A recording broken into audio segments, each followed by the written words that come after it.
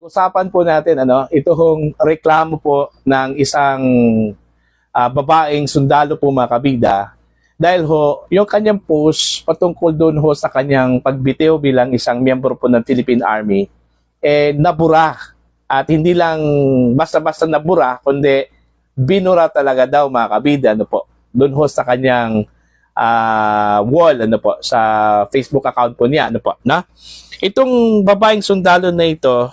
Yung pangalan po niya kabida ay si Miss Lara Jane de la Cruz Giniling. Meron po siyang 11,000 followers at 9.1 thousand posts. Okay? Yung kanya hong description ho dito mga kabida is Philippine Army. Tapos sa baba po, licensed professional teacher. Alright? Yung kanyang motto is imperfect, the person loved by a perfect God. Alright? Yun yung kanya hong Facebook account ni Miss Lara Jane de la Cruz Giniling.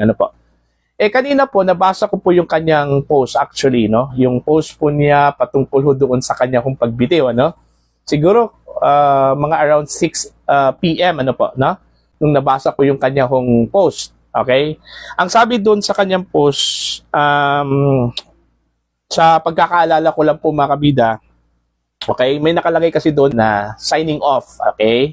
Tapos sa baba, yung pangalan po niya, Corporal Lara Jane de la Cruz. Alright?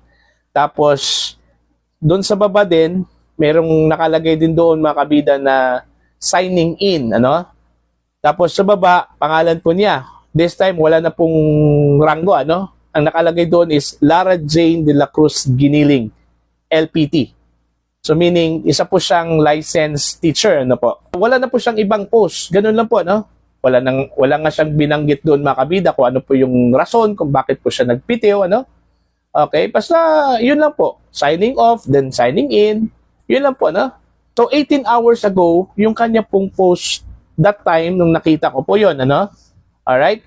Now, after siguro 2 hours, nung binalikan ko po yung kanyang post po mga kabida, okay? In-scan ko ulit, bigla hong nawala. Biglang nawala ho yung kanyang post. Ang nakalagay na lang doon mga kabida is this content is not available right now, So parang ganun eh. So nakita ko po yung kanyang post after doon ho sa naburang post, Kasi ang sabi po niya doon ho sa kanyang panibagong post mga kabida may nagbura daw sa kanyang home post.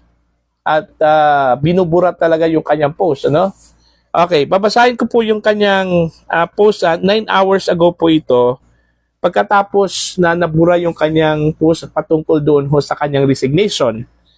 Ito yung kanyang post po mga kabida. Kumbaga, sinare lang po niya yung naburang post po niya, Ang sabi po niya dito is, please share. May mga hackers binubura post ko. Bilis ng reaction nyo. Pati talaga FB ng simpleng enlisted personnel, pinanghihimasukan nyo. Parang ganun yung kanyang post. Tapos, yun po, binura daw ng mga hackers yung kanyang post patungkol doon ho sa kanyang pagbitiw bilang isang corporal po ng Philippine Army, mga kabida. Alright? Now, after that, 7 hours ago, okay, 7 hours ago, may post po siya mga kabida, Yung post po niya medyo matalinghaga po, Okay, unang post po niya, actually magkasunod po ito Dalawang post po ito magkasunod po, Papakita ko po sa inyo ha. Alright, yan. Yung post po niya, sabi po niya dito na, many soldiers are with you all. They are silently fighting with you. Tapos may nakalagay mga kabida na heart na color green at saka flag.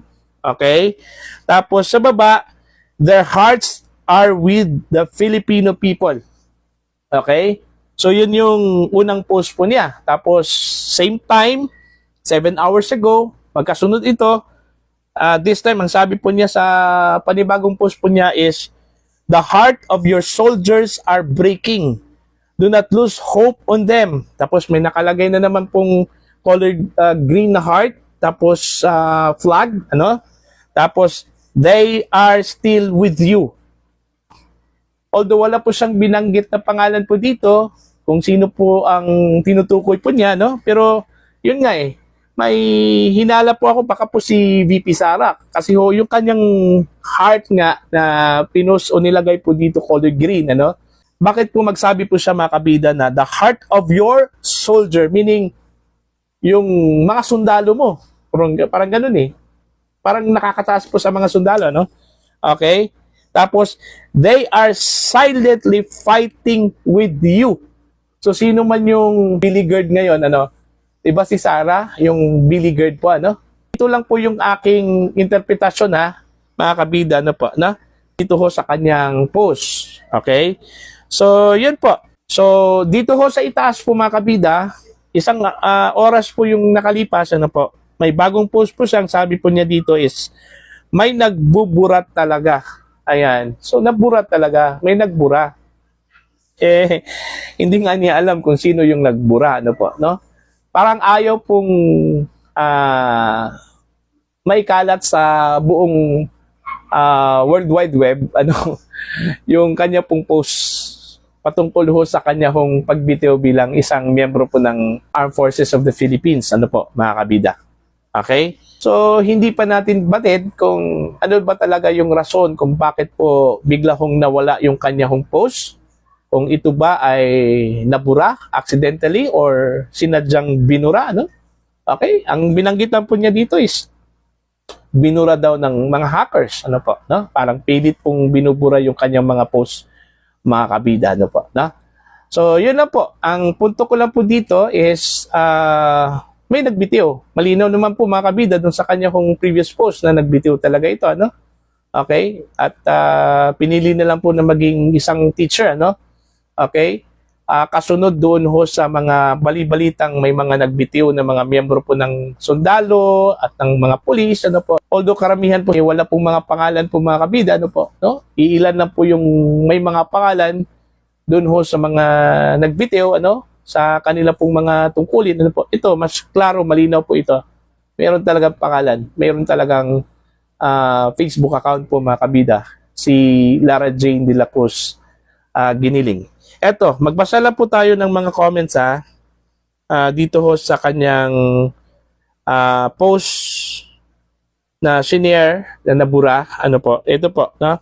Meron po siyang 973 reactions and then 67 comments and 302 shares. Okay? So dito ho sa mga comments po mga kabida, magbasa lang po tayo. Ano po? Saludo kami sa iyo, ma'am.